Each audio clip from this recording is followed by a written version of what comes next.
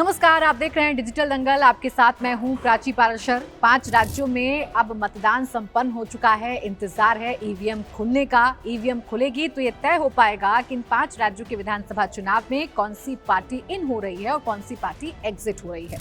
हालांकि exit poll जरूर सामने आ गए हैं और इन एग्जिट पोल ने काफी हद तक इन 5 राज्यों की तस्वीर की तरफ इशारा कर दिया है या ये बता दिया है कि इन 5 राज्यों में जनता का मूड किस तरफ जा रहा है। हालांकि एग्जिट पोल है, एग्जैक्ट पोल नहीं है, इसलिए 4 मई का बड़ी ही बेसब्री से इंतजार किया जा रहा है।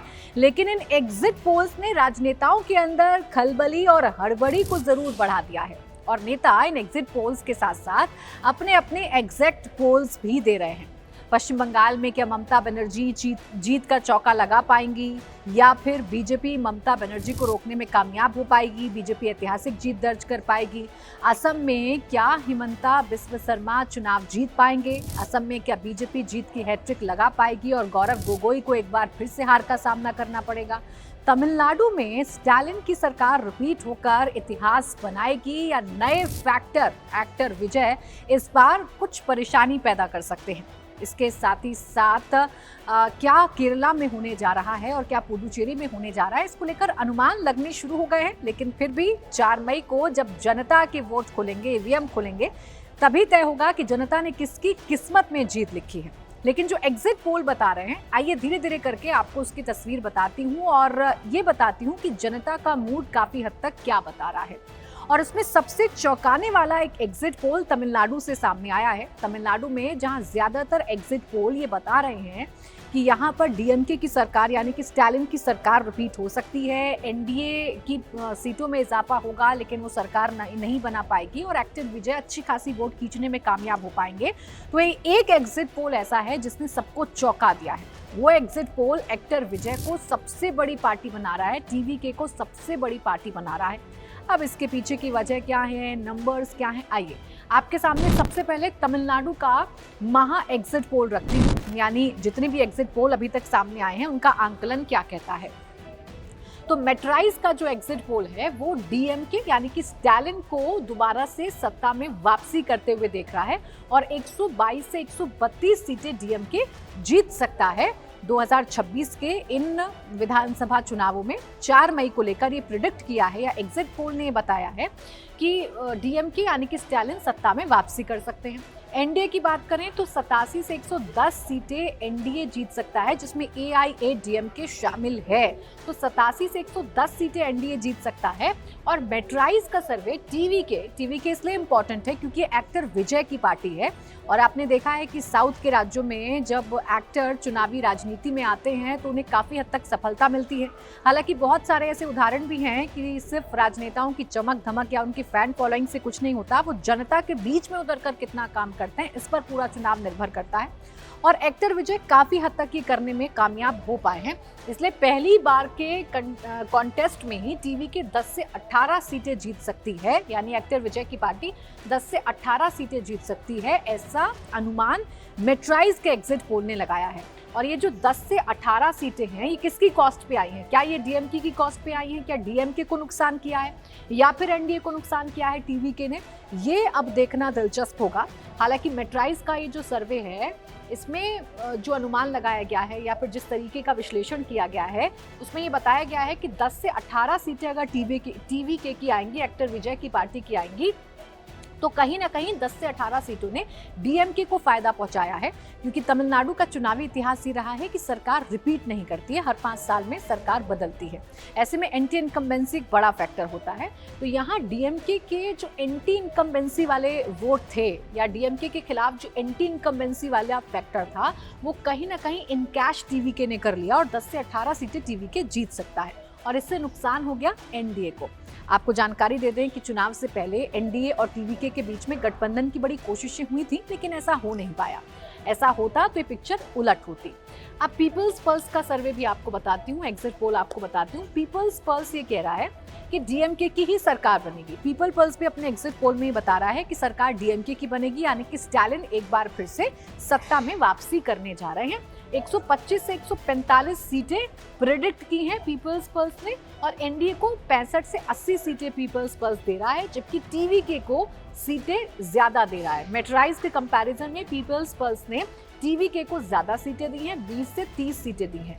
और यहाँ भी अगर आप देखें तो ये एनडीए के कॉस्ट पर टीवीके बढ़ रहा है, ऐसा दिख रहा है, क्योंकि एनडीए की सीटें घट रही हैं पीपल्स पल्स के इस पूरे के पूरे एग्जिट पोल में कहूँ या एग्जिट पोल के अनुमान में कहूँ। यानी जो टीवीके है, यानी कि जो एक्टर विजय की पार्टी है, अगर वो 20 से 30 सीटें जीतती है तो ये एनडीए के कॉस्ट पे हो सकता है, क्योंकि एनडीए 65 से 80 सीटें जीतेगी, ऐसा अनुमान पीपल्स पल्स लगा रहा है। और 125 से 145 सीटें डीएमके जीतेगी। यानी ये अनुमान तो तय है पीपल्स पल्स में और मेट्राइज में कि डीएमके की सरकार रिपीट कर रही है। जेवीसी का एग्जिट पोल ये कह रहा है कि सरकार एनडीए की बनेगी।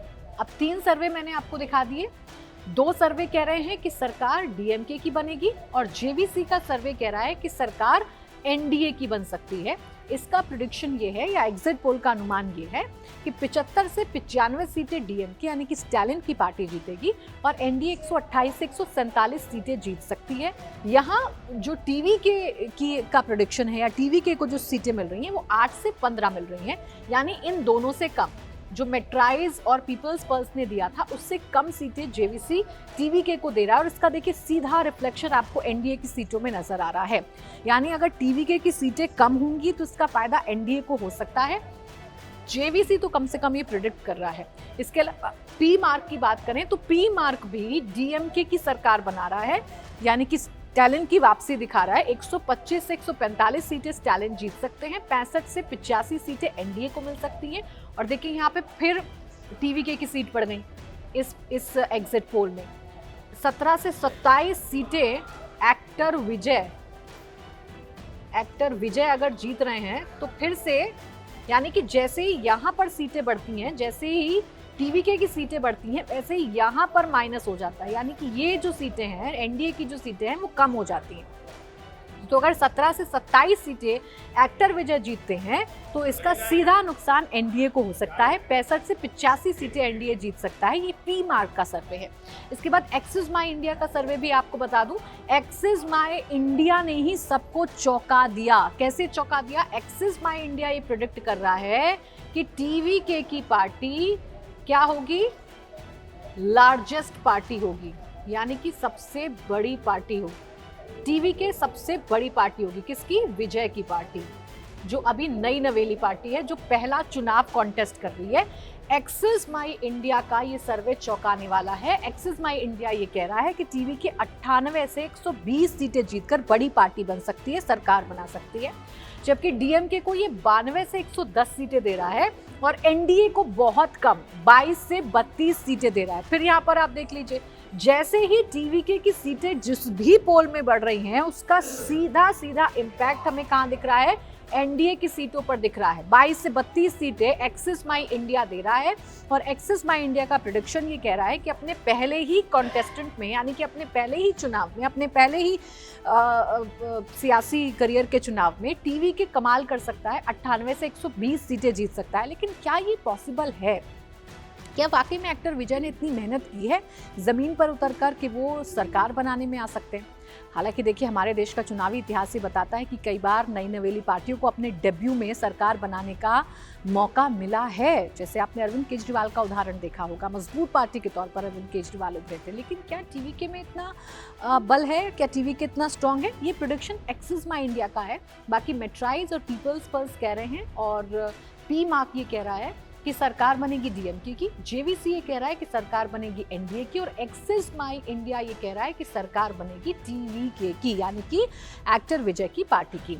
अगर अब इसका एवरेज निकालें तो एवरेज ये निकलता है, मतलब महा एग्जिट पोल का अगर एवरेज निकालें तो डीएमके को 112 से 129 सीटें मिल सकती हैं, एनडीए को 82 से 106 सीटें मिल सकती हैं और एक्टर विजय को 20 से 34 सीटें मिल सकती हैं। लेकिन फिर याद रखें, टीवीके की जितनी सीटें बढ़ रही हैं, पोल्स तो कम से कम ये बता रहे हैं कि टीवीके की सीटें जो हैं वो एआईएडीएमके और बीजेपी का जो गठबंधन है उसकी कॉस्ट पर बढ़ रही है।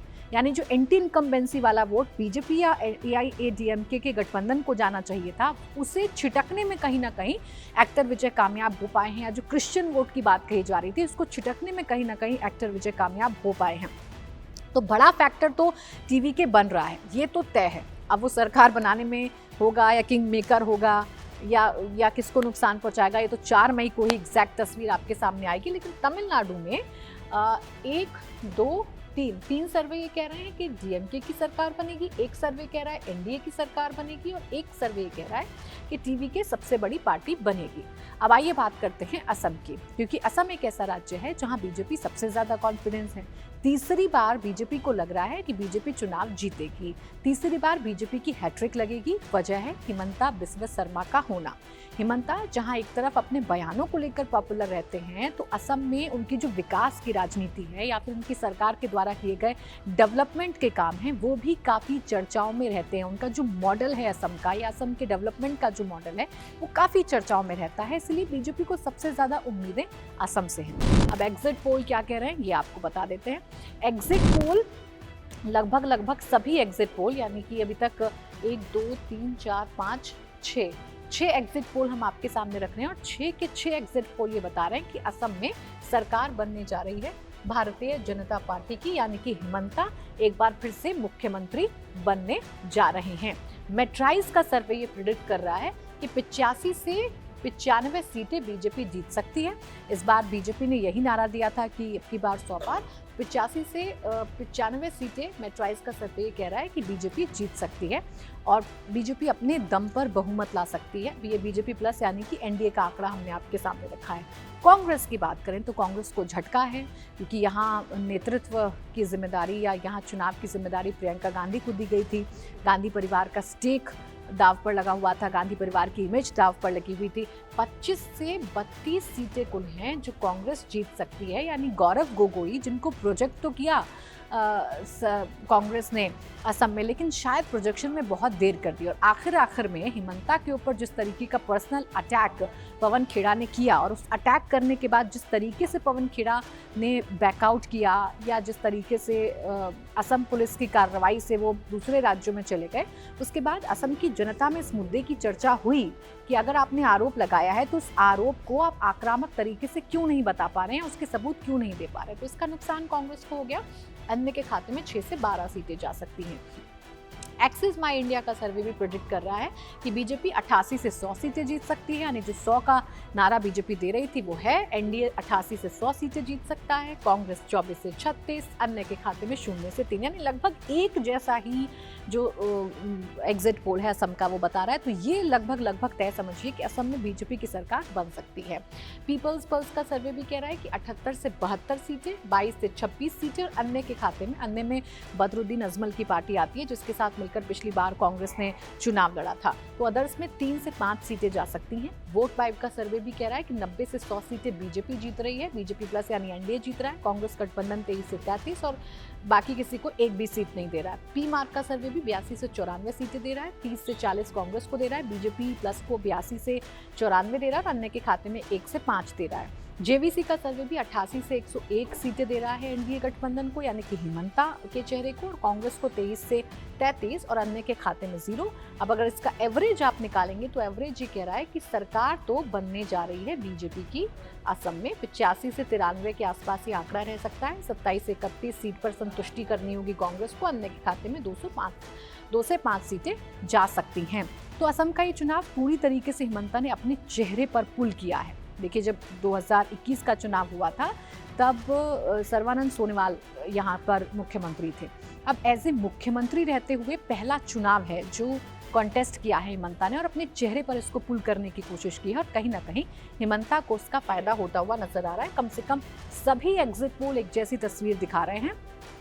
कहाँ पर? असम में बीजेपी हैट्रिक लगा सकती है।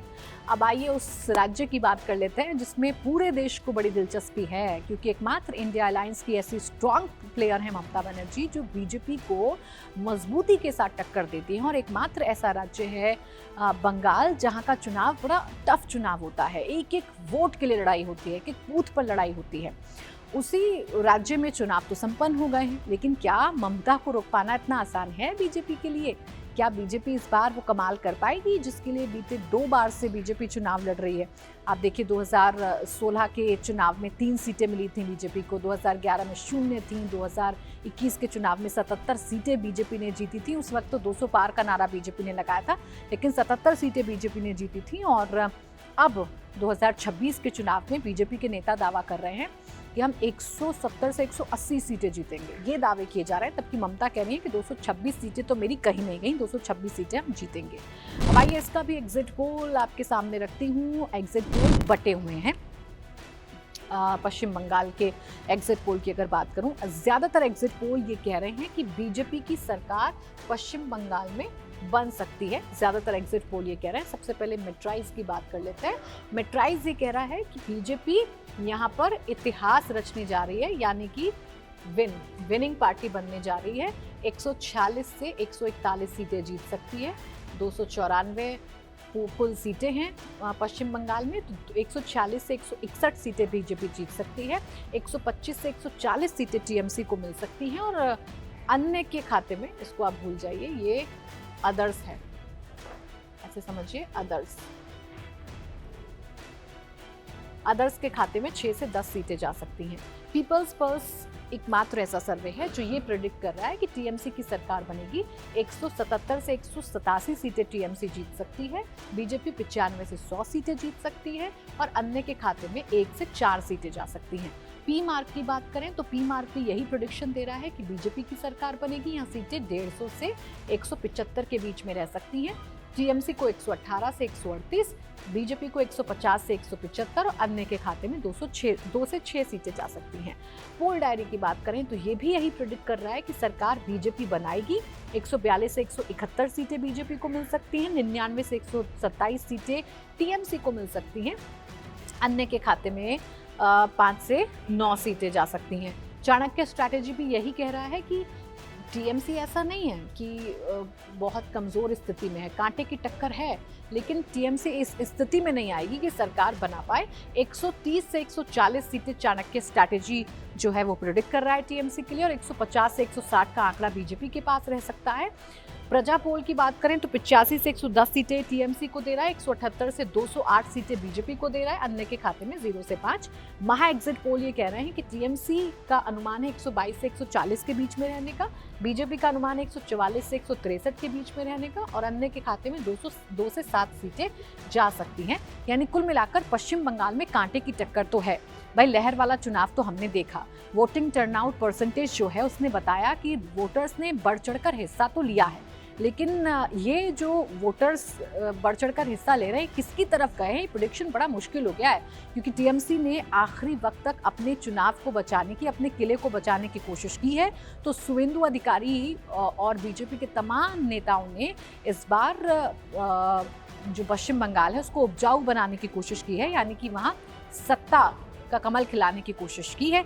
अब देखना यही होगा कि पश्चिम बंगाल में क्या होता है। क्या हिंदू एकजुट होकर वोट देंगे? क्या इतने हिंदू मिल पाएंगे बीजेपी को कि वो सरकार बना पाए? क्योंकि ये भी तय है कि मुसलमान वोटों में बिखराव बहुत कम है। मुस्लिम वोटर्स अगर एक मुश्त ममता बनर्जी को गए तो बीजेपी के लिए मुश्किल हो सकती है। अब 4 मई का इंतजार आपको भी है, 4 मई का इंतजार हमें भी है। 4 मई को ही ये तय होगा कि इन 5 राज्यों में क्या होता है। इसी के साथ डिजिटल दंगल में आज के लिए बस इतना ही।